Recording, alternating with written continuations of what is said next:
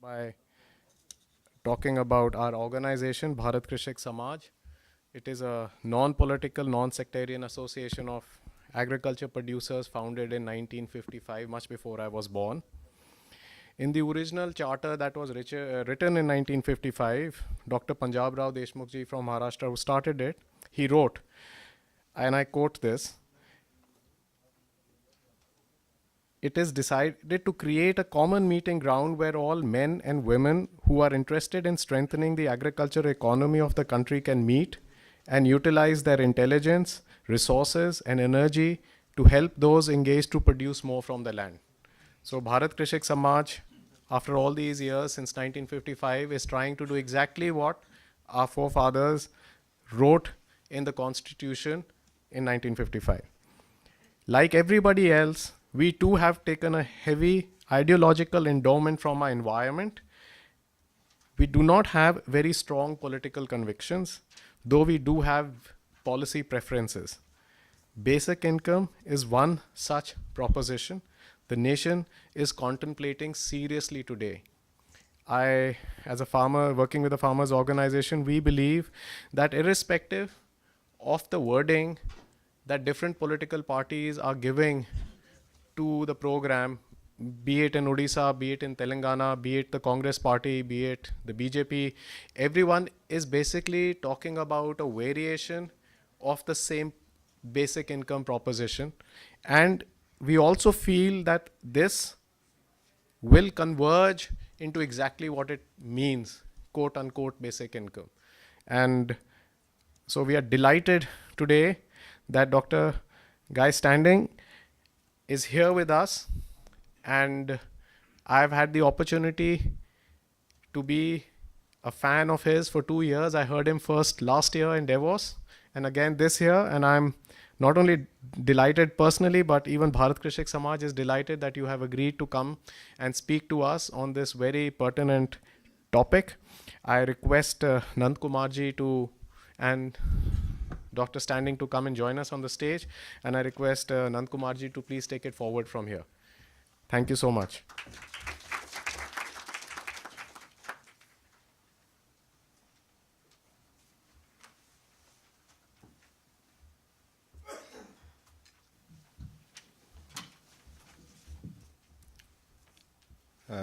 Good afternoon to all of you, and thank you, Ajay. Well, I don't have much of a job here and just about to introduce Professor Guy Standing. Many of you would have heard of him, probably read his books, but still for those who haven't read his books, a brief introduction. The idea is that he'll speak for about 45 to 50 minutes or more if he chooses. And we will have about somewhere between 20 to 30 minutes for few pointed questions. Let me remind you, we are not having a debate here. He is a speaker and you can seek clarifications or raise questions. Somebody told me that the signals in this room in the mobile phones are very weak, but still I would suggest that you put it on silent in case somebody has a very powerful receiver and it rings and makes a noise. Okay. Professor Guy Standing is a Professorial Research Associate and a former Professor of Development Studies at the School of Oriental and African Studies, University of London. He has a doctorate in economics from the University of Cambridge, worked closely with International Labour Organization and other renowned organizations within and outside of the United Nations.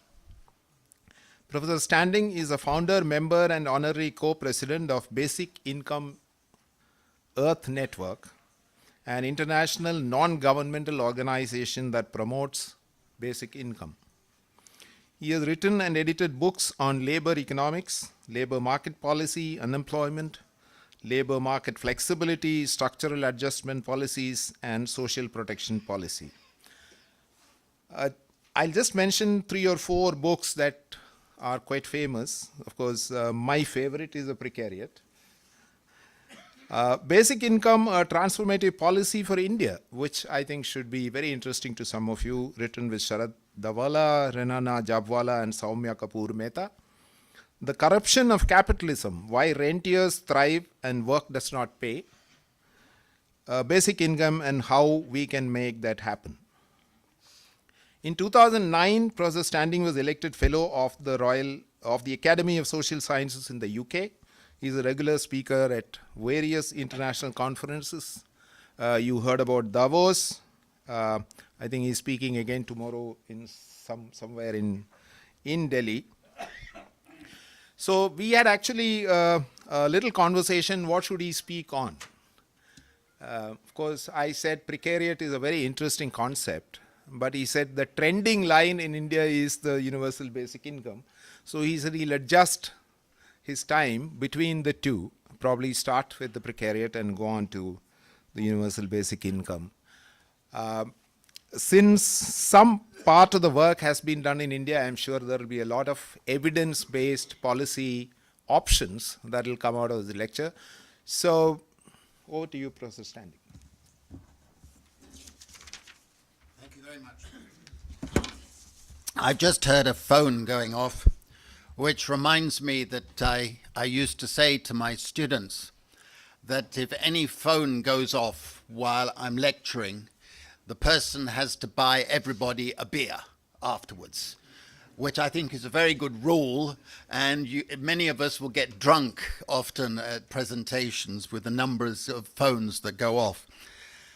I want to begin by trying to make my talk relevant to farmers, because the subject you've asked me to talk about is not something that you would expect to be linked to farmers in the Precariat, as you will see. But I was reflecting on coming here in the car, in the traffic, on a wonderful 19th century scientist who is often called the inventor of nature. He was a Prussian Alexander von Humboldt, who was the first person who went around the world, and he appreciated the interconnectedness of nature and how the human being has to fit into the ecology of nature as part of nature.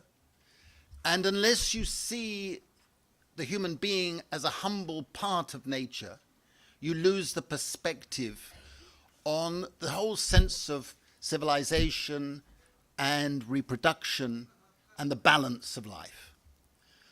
I happened to have a small plot of land on which I grow fruit and vegetables, and I've just had my first harvest of olives where I've made my own olive oil. I'm enormously proud of that, ridiculously so, as my family keep telling me.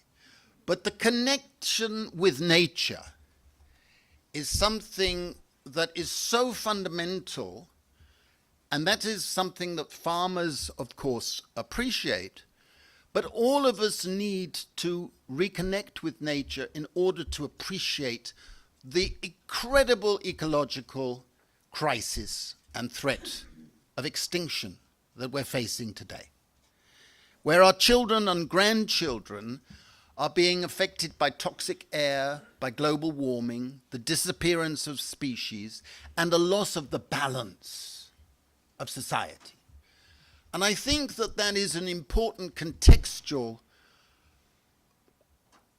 approach to the subjects on which I'm going to be talking. There's another saying which I want to mention, which I'm sure many of you in this room will know. It's a wonderful piece of poetry. I've always associated it with John Arlott. What does he of cricket know who knows of only cricket? And I think that is important because we are at a time when specialization means we're in silos where we don't see the interconnected nature and the multidisciplinary character of social change and the challenges that we face. And the Precariat debates and the debates on basic income come together in that sense.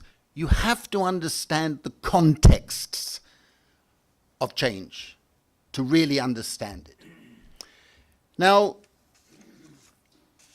We are at a very important moment, the middle of a crisis of the global transformation.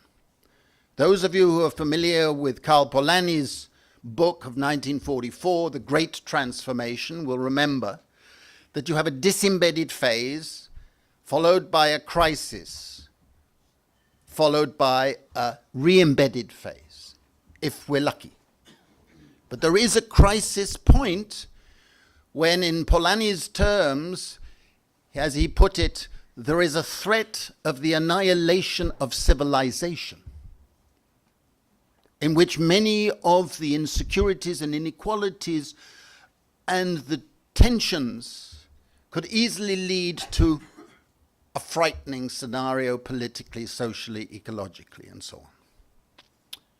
And I think we have been, for the last decade or so, at this crisis point of the global transformation, the painful construction of a global market economy.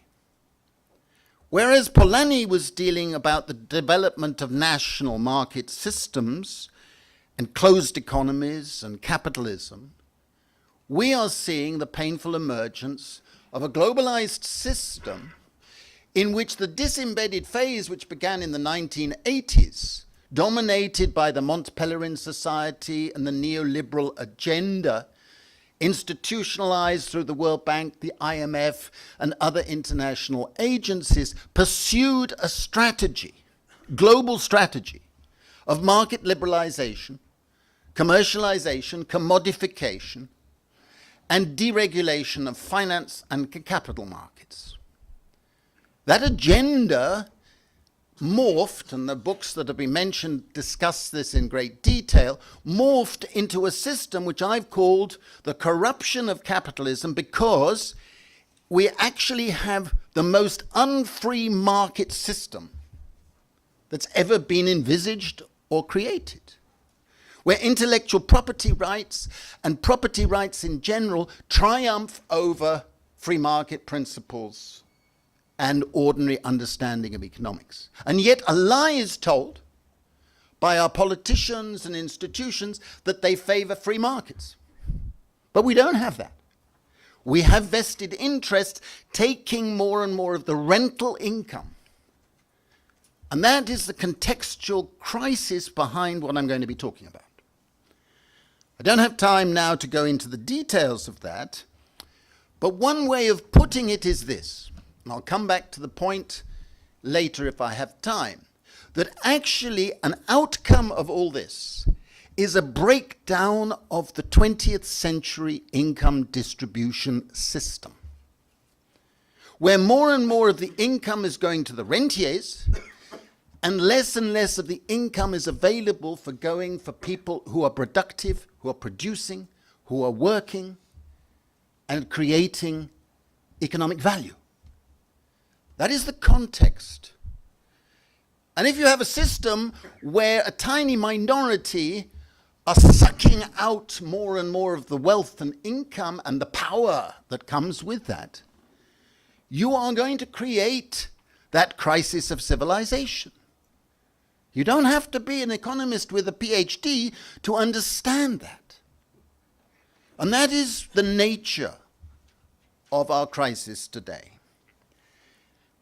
We have inequalities that are unprecedented. We have a situation where all over the world, including China, India, United States, Europe, everywhere, where the labor share is going down in national income. We have a situation where wealth inequality is much greater than income inequality. Wealth and assets are possessed by tiny minorities. And we don't do a justice to our subject or our context without seeing that concentration of wealth and power that comes with it. One of the things that I didn't emphasize enough in my earlier books, but which I've just tried to correct with a new book which is coming out in several months, is that among the changes that have been taking place, which is very important for farmers and people connected with agriculture and the countryside is a loss of the commons. My book is called The Plunder of the Commons. The commons are the land, the sea, the water, the air, the ideas, the social amenities that make a society. And if, in the neoliberal perspective, you say they don't have any value because they don't have a price, something that doesn't have a price to a neoliberal has no value. Therefore, you can dispense with it, give it away. What has been happening, in fact, under the aegis of that ideology is an erosion of the commons. And when I started to write the book, I hadn't fully appreciated, or anything like appreciated, the extent to which in the last several decades, in every part of the world, we've been losing the commons. We've been losing the commons, and the commons provide the base of our society and the base of income security and our capacity to support each other and to be part of society together. And it's underappreciated. I hope the book makes a contribution to change that, but I think a lot of people are becoming aware that the commons is a vital part of society and we've been losing it. Now, the story that I've been trying to tell, and in this book, and I have a few copies if anybody is interested, which was produced in 2011, and which has taken me all over the world. It's been translated into 24 languages, and I've been asked to speak about it in over 400 places in 40 countries. It's a global phenomenon. It's not something that's just in rich countries or particular countries. I've just examined a PhD on the growth of the Precariat in China. Fantastic PhD. It's growing everywhere. But what the subject is that as all of these things have been taking place, a new globalized class structure has been taking shape. It's a globalized class structure which is superimposed on old national class structures. In other words, there are still landlords around, there are still peasants, there is still informal economy, of course. But this new global class structure is the sort of trend which is dominating the development of social relations and the economic and political crisis we're facing. At the top, you have a plutocracy, a tiny percentage of humanity which own vast percentage of wealth and incomes. The plutocracy are the richest men, mostly men, in history. It's a very interesting way, some of those of you who are economists, Adam Smith, I got a beer, I heard a poem. Adam Smith in 1776, he said you measure a man's wealth by how many people, average people, his income can buy. All right? Everybody used to think that Rockefeller in the 1920s was the richest man in history because he with his annual income, he could buy 120,000 American workers on their average income. But the richest man in history happens to come from a developing country today, from Mexico. And the name is Carlos Slim. But you have your equivalents almost in India, I know you do, where you can speculate. And Carlos Slim, in 2004, his annual income could have bought 440,000 Mexican workers on their average wage. Think about it. But wait, by 2014, his annual income could have bought over 2 million Mexican workers on their average wage. And you can do the calculation for others around the world in the plutocracy. Now, I was talking about these subjects, And I was invited to speak about the growth of the Precariat and the Plutocracy to the Bilderberg Group. Though some of you may know about the Bilderberg Group, it's the extreme right-wing elite of the world. There were three. I initially took no notice. I thought it was a joke from a lefty friend of mine inviting me, so I took no notice. Then they phoned me up at my home and they said, no, we want you to come and address the Bilderberg Group in Dresden. So in the end, I agreed to go. My friend said, Guy, you've got to go. You've got to talk to these people. So I went there, and imagine that I'm doing this talk, or something like it was a bit more radical, in front of 100 people of the world's elite. And right there where you're sitting, sir, Henry Kissinger, looking at me, and Christine Lagarde next to him. And I'm talking about the growth of the Precariat. And there was one multi-billionaire sitting third row back. And afterwards he wrote to me and he said, would you come to California and Silicon Valley? He's a very, very well-known man. I'm not going to give you his name. And come and address a group of us billionaires. It's mad. But as my son lives in California, I said yes. So I went across to California, and I just imagine, somebody like myself, and you've got all these billionaires, all household names, small group. And towards the end of my talk, this multi-billionaire stood up, and he very big man, and he came across and he said, Guy, I think what you're saying is the system is rigged. So I looked at him and I said, yeah, I think that's right. And he said, I want you to know, and I want everybody in the room to know, he said, I fully agree with you.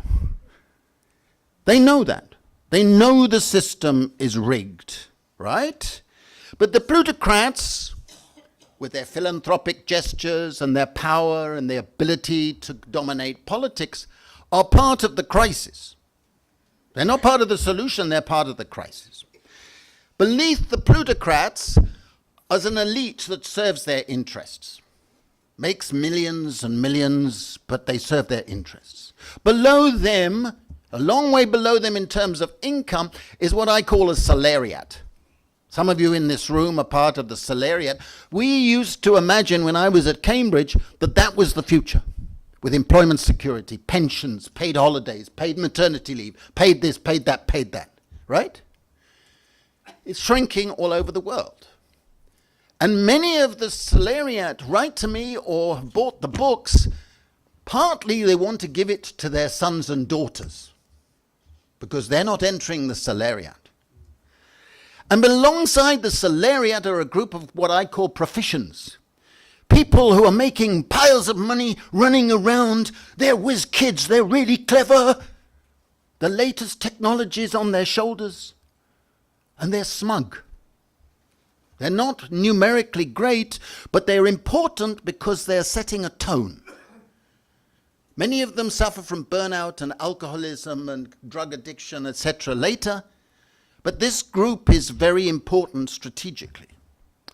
And beneath them, in economic terms, is the old proletariat. Of course, in India, you've never had a big proletariat.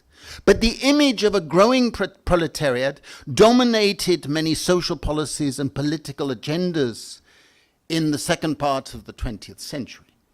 Because it was an agenda of social democracy, paternalistic welfare state systems that went with a laborism, a belief that you were going to have a society where everybody would be, or a large majority would be in full-time employment with all the trappings of the salariat.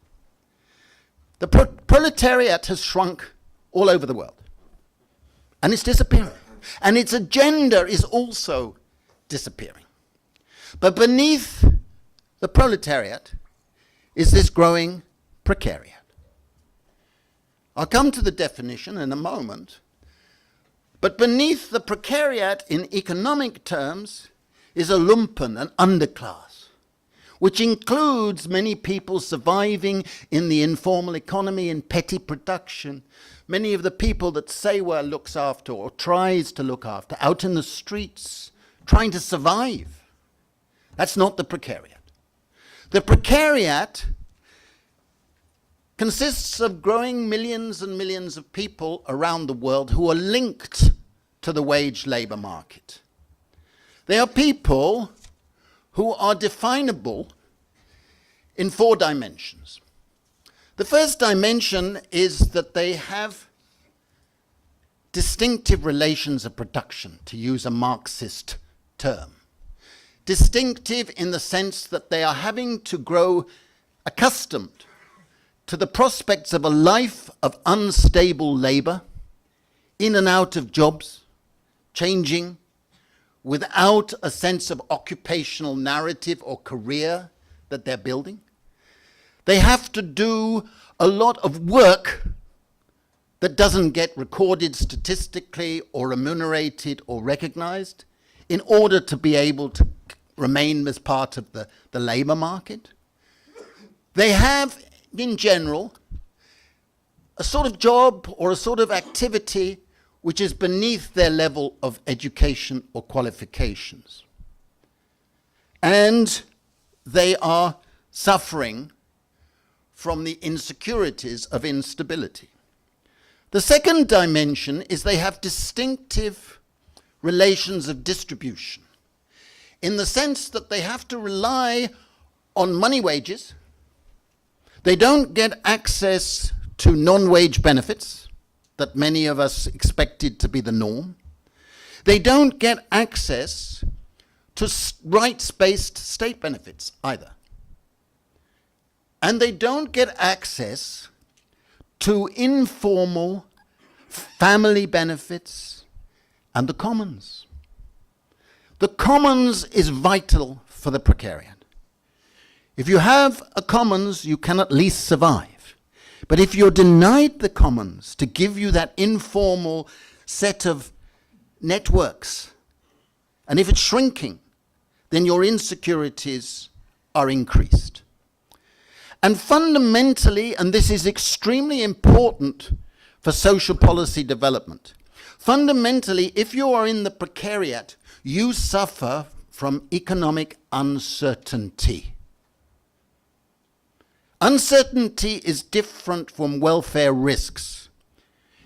If you have an unemployment system or maternity or illness insurance, you calculate the probabilities and then you can build an insurance system.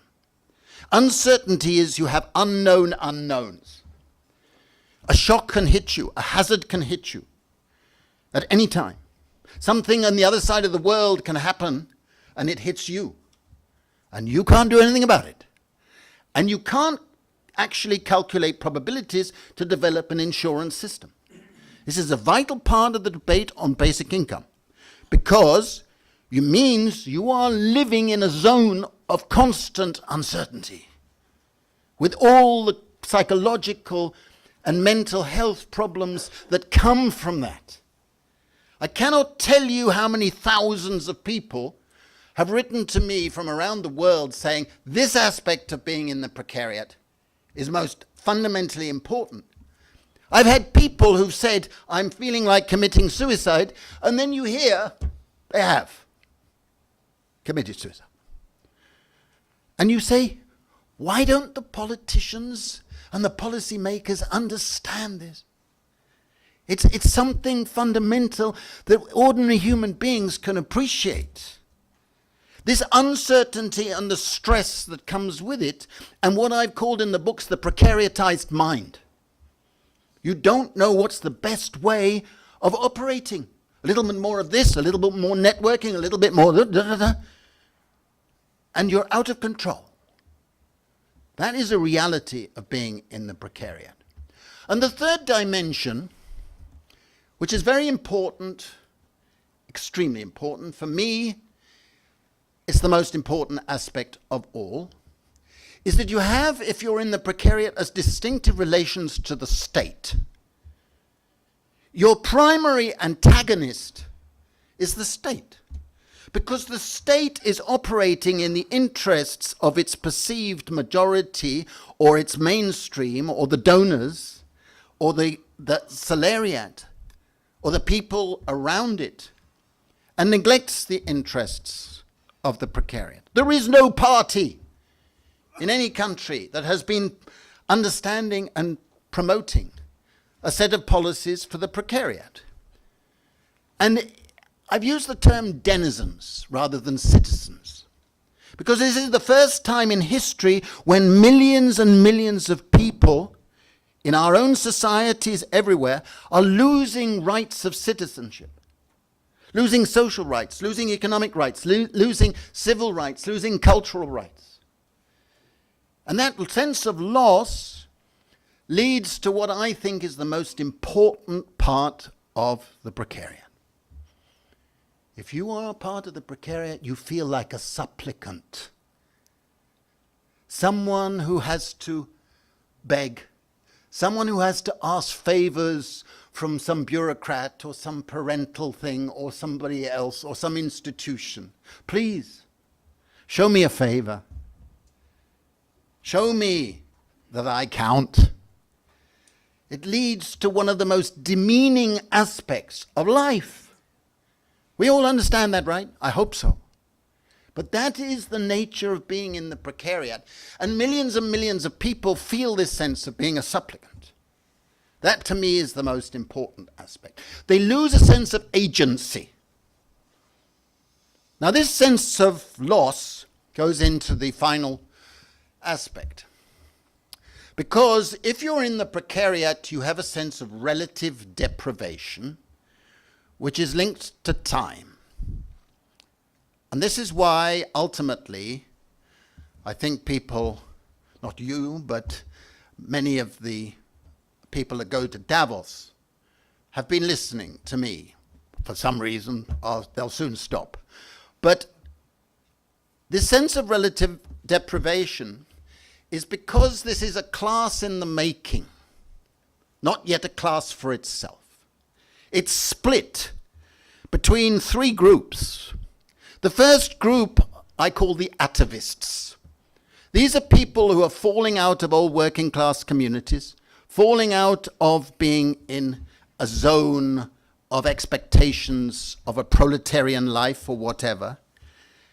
They don't have a lot of education, this group, so they tend to look back on a model, on a paradigm, a set of policies which they thought their parents had or their communities had. And this sense of loss is leading to them listening to the sirens of populists. On page 1 of the book, written in 2011, I said, unless the politicians and policy people and intellectuals listen and understand the precariat, we are going to see the emergence of a political monster. Page 1. You will not be surprised that in November 2016, I received a deluge of emails from around the world saying, your monster has arrived. Do I need to tell you his name? No.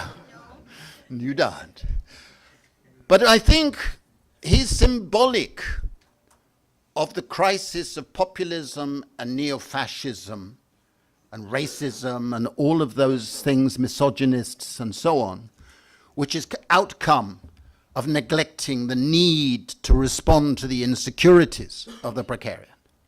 The second group also doesn't receive a lot of attention. I call them the nostalgics. The first group feel they have a lost past. The second group consists of the migrants, the minorities, the disabled, the different groups who feel they have lost a present. They don't have a home here, there, or anywhere, and they don't feel they're moving to having a home. The migrants, the minorities that aren't really minorities. This sense of loss leads to a detachment, socially and politically, in many parts of the world. The third group are the young, educated people who their parents and their teachers said, go to university and you will have a future. You will have a career. You will have a status. Study hard. You will have a future. They go to university and they come out with debts, disappointments, disillusionment, and no future. Now, this group won't support the Donald Trumps or the other neo-fascists, but they're looking for a new politics of paradise, a new progressive politics for the 21st century.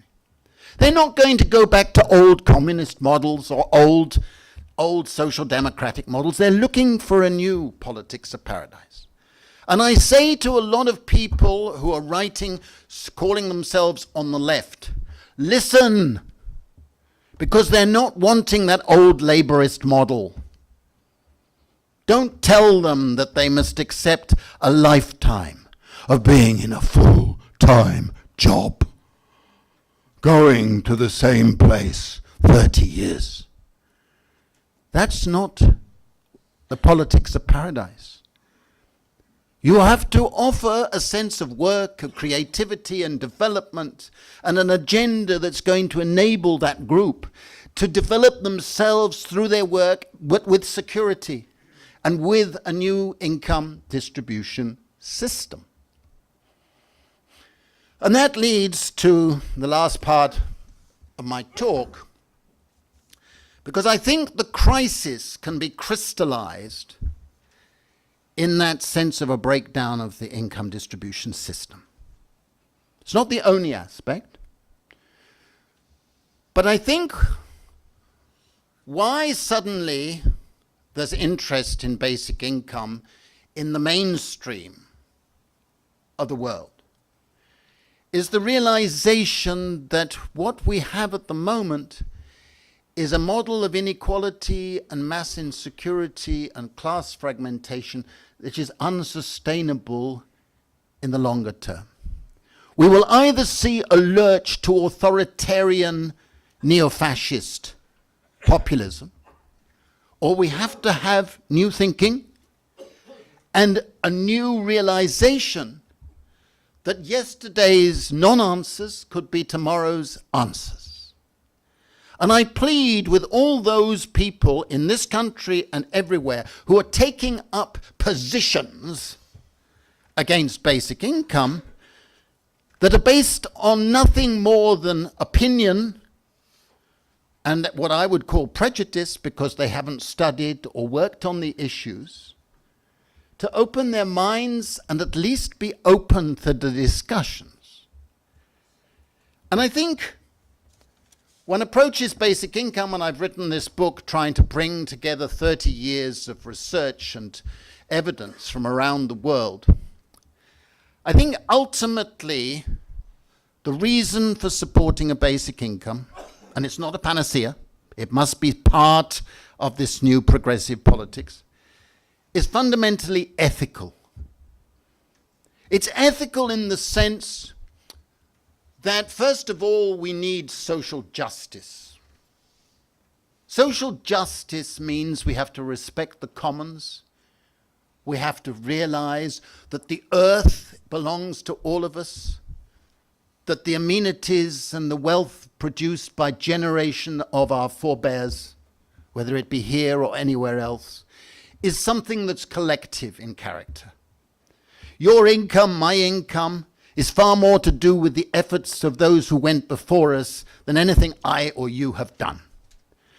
And if we allow private inheritance of wealth, we should understand we should have social inheritance and allow a social dividend to be part of our imagination and our agenda. There are other reasons of social justice. If you're religious, you can say God has given us unequal talents, and a basic income would be a compensation for those who don't have the same talents as those who can make money. You can look at it in other ways too. But social justice is fundamental. The second ethical justification is that it would enhance freedom. And the value of freedom is something that neither the left nor the right politically have given due respect. A basic income will not give total freedom, but it would enhance the capacity to say no to an oppressive relation, an employer, or bureaucrat. It will also give you a sense of Republican freedom, the ability to be non-dominated. And it would also give you a sense where the emancipatory value of a basic income is greater than the money value. And this is something that I urge everybody to try and look at the pilots that we have done in Madhya Pradesh and West Delhi and in tribal communities. My friend Sarath Devala at the back there and I used to go to the villages where we were doing the basic income. And we found ourselves asking the following question. Why is it we are giving 300 rupees per person per month? Modest amount, small amount.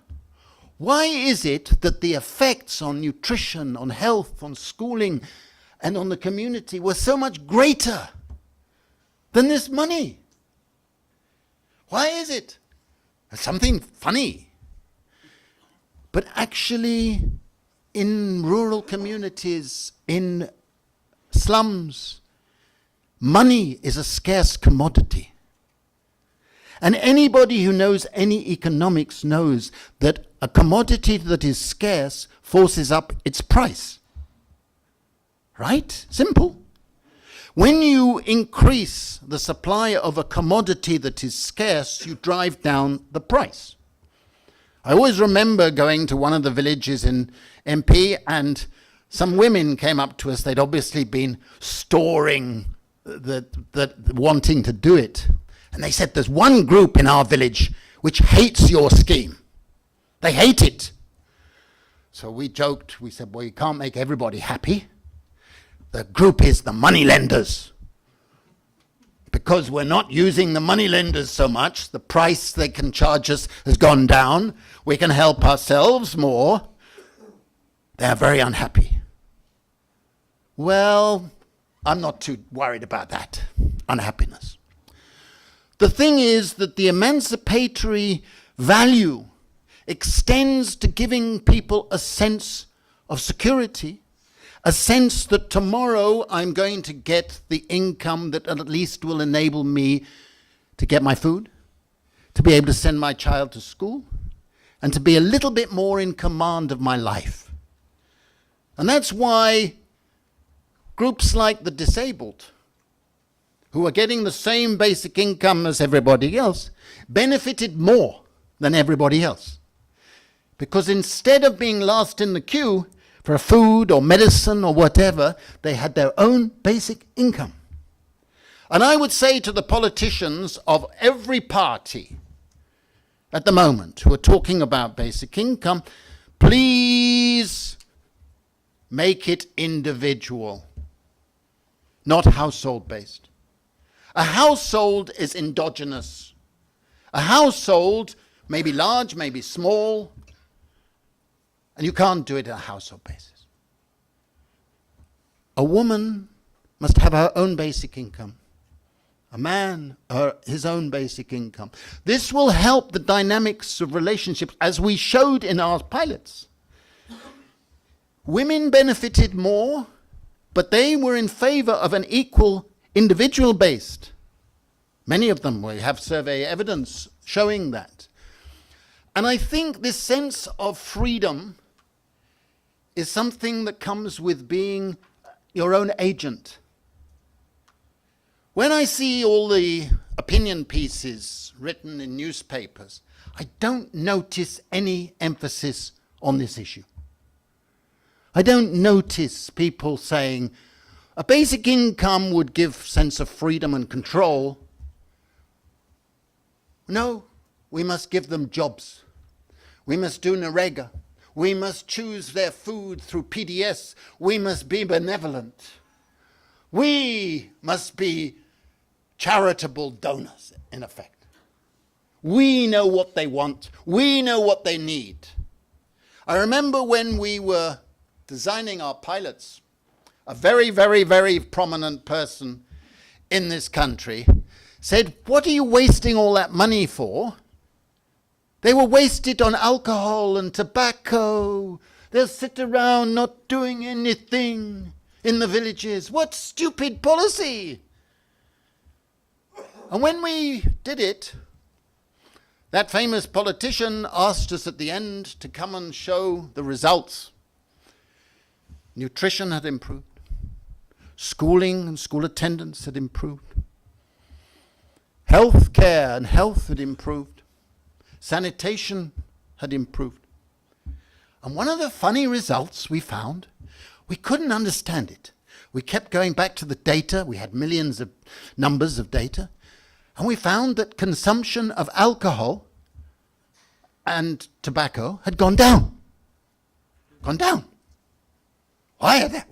Well, we get more money, so most people would think they'd buy more tobacco and alcohol.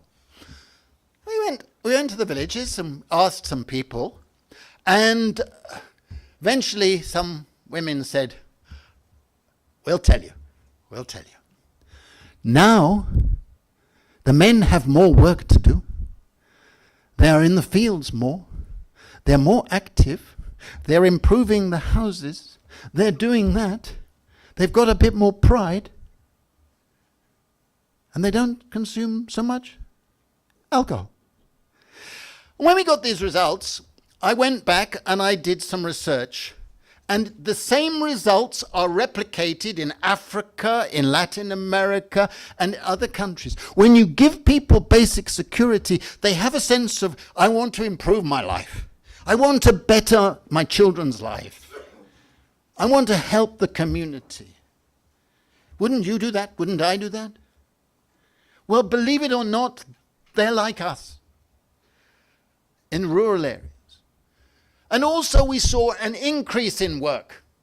Not a decrease, an increase. Listen to me, please. Those who claim that if you give a basic income, people will become lazy are liars or prejudiced or stupid.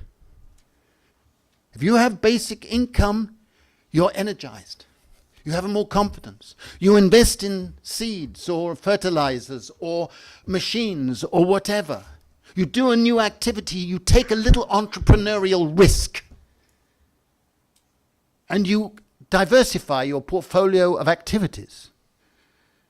I think most of us in this room can understand that. And if you have a connection with agriculture, a connection with rural life, you understand that connectivity in the sense that all of these things can be unlocked, and so that we do more things. So that sense of freedom goes with the sense of security. Basic security, on which I will end my talk, is a natural public good. We all want basic security. You, sir, me, we want basic security. That's a human need. And it's a superior public good because your security, my security, benefits from everybody else having security. Because then we all tend to behave better, more altruistically, with a greater sense of reciprocity, with a greater sense of citizenship. So these things are all ethical and they're vital. And this approach and way of thinking is fundamentally different from the old paternalistic agenda of the laborists, and also fundamentally different from the market fundamentalists on the right. And I think if you ask these questions, and we've tried to do that in this book and the big report that we did for UNICEF, you will see that many of the little benefits of moving towards a basic income actually are so interconnected that they lead to a transformative agenda. And I only plead with the policymakers and the advisors who are now newly relevant in all over India to open their minds to this interconnectedness and transformative agenda and stop being bloody paternalists. Excuse my English. And I think we are at a very interesting point in India where we now have an opening. We're in the middle of a change in rhetoric, a change in imagery, which is messy and the rest of it. But I think that you in India could lead the way. And I've got a sneaking suspicion, and I'll end on this, sneaking suspicion that Sikkim could be the first state in the world to have a genuine, comprehensive basic income system in place. I may be wrong, but it would be wonderful if parts of India moved in this direction. Get away from targeting, get away from selectivity, get away from conditionality, trust people, and get away from this household basis, all of which are contradictions that are in the political debate. But they will be exposed, and gradually we will move in this direction. So I thank you very much for listening to me, and it's a pleasure to be here. Thank you.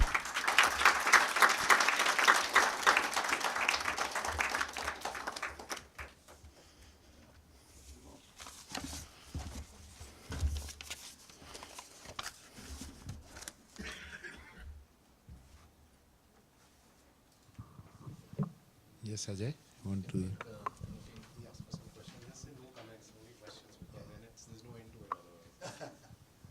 Okay, so we can take a few questions. We don't want any comments. You have a right to disagree, but that's probably some other forum. You can write. You can still write. Here, the idea is to seek clarifications, ask a few questions if you want some answers. I think the lecture has been very succinct. For those of you who have not read the book, I think you get a snapshot of what the Precariat is all about, and also the pros and cons of designing a universal basic income correctly. So what we will do is take about 2 or 3 questions in one go. Then you can respond to that. Then we'll go to another set of 2 or 3 questions. Okay, who is the first? Yes, sir. Please mention your name. Of course, I know your name, but still. Yeah. My name is Arvind Pati. Professor Standing, you have been suggesting or advocating for the universality of basic income concept. But in today's topic, you have not, you have just deliberately, taken out the universal word from the topic there. In India, we have seen, and empirical evidences also show that the subsidies are cornered by the big farmers or the land, farmers with larger land holdings. So when we have the resource envelope so confined, how could we go for individual based income support to farmers? Okay, this is fiscal space, resource space. Yeah, yes, sir. Namaste, I am A.K. Shrivastava. I have been working with ICAR and I am still involved with right working in the field.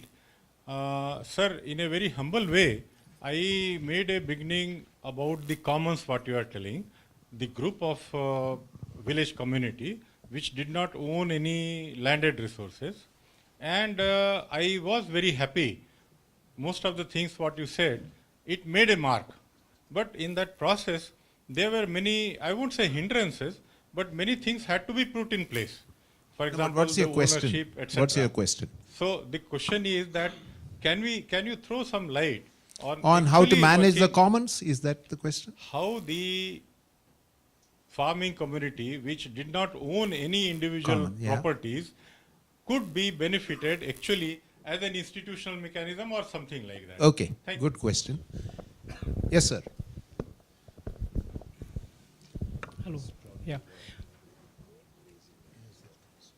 So it was pleasure listening to you. I have two questions. One is like, you said that even the very rich, ultra rich agreed to you that the system is rigged. So how can, who holds the key to unrigging the system? And the second is why, you talk generally, it seems, on behalf of the Precariat. So why do the people on the other side, the ultra rich, invite you for talks? What do they gain out of it? Or, are they trying to unlock your, Okay, thought process? that is interesting. So Very good questions. Let me begin with the third one. As I was indicating in my talk, I think many of the cleverer members of the plutocracy realize, and they say this now, they've been winning too much. They've been gaining more than they need, want, or expect. They know the system is corrupted. They know that. At the top of it is WIPO, World Trade Organization, and the intellectual property rights regime. This is a very important thing for anybody who's connected with nature. That's why I'm emphasizing it in this. I was looking at figures recently. I've just come from Africa. Not only are we seeing intellectual property rights through patents, industrial, brands, and all these things affecting agriculture and the whole nature of our relations to the land, but we're also seeing a rentier capitalism in the oceans, in the marine spaces. It's an extraordinary development that hasn't been satisfactorily addressed by the intellectual communities, that we are seeing a privatization of the marine areas of the world, which is often seen as the future for producing food and substitutes and medicines and things. But if I tell you one company owns 47% of all the patents taken out on marine species and marine processes, one company, and 3 countries have over 3/4 of the intellectual property rights in the oceans, you can see a system that is being rigged, because it's due to the fact that you have an intellectual property rights system set up, organized by multinational corporations and governments who think they're benefiting. What they failed to recognize when they set up TRIPS in 1994, they thought it was the benefit of the United States and American multinationals. At the time, China was not a member of the World Trade Organization. But China got wise and joined the WTO in 2001, and by 2011 had overtaken the United States as taking out the most patents and the most intellectual property rights. By 2015, they were taking out twice as many as the United States. And you can interpret Donald Trump as representing the losing mega power economically, lashing out, accusing the Chinese of stealing intellectual property rights, precisely what the United States did in the 19th century and early part of the 20th century. Precisely the same. You're seeing this, and it's dangerous because it will lead to tariffs, it will lead to restrictions, it will lead to tensions that he's unleashing. But it's a part of that contextual thing, because we're seeing that. So you ask the question, who holds the key? I believe that the Precariat is a class in the making, because millions and millions of people are joining the Precariat. We will only get effective change at the international level, at the national level, when pressure is put. I'm not calling for revolutionary or anything like that. I'm calling for pressure, for the sense of saying, we count, and unless you do changes, we're going to make life very unpleasant for you. I think in that context, you can interpret this wonderful movement that's just about to come and hit the world on March the 15th. Tell your children to join it. The children's strike. They're coming out in numerous places across the world because they're saying, you adults are ignoring nature. You're allowing global warming, you're allowing ecological decay, so we're refusing to go to school. I think it's wonderful. I've just signed a public letter of support that's been published in the media in Europe, and I think it's wonderful. Pressure will shame people. We need those changes. So the Precariat will be the agent, but it's gradually taking shape. We're seeing political movements, I've documented them in the books to a certain extent, taking shape, green movements and so on. So I think that there is hope. And you and me must play our little part. We have a responsibility. Sorry. We cannot sit back and complain. We have to be active ourselves. The second point is universality. You noticed that I never used the term. Even though I favor universal principles in terms of rights. But I don't use the term because inevitably you're going to have certain restrictions on eligibility. I don't believe in targeting. In other words, means testing and income testing. I don't believe in selectivity, choosing farmers as the beneficiary. Who is a farmer, right? Where do you draw the line?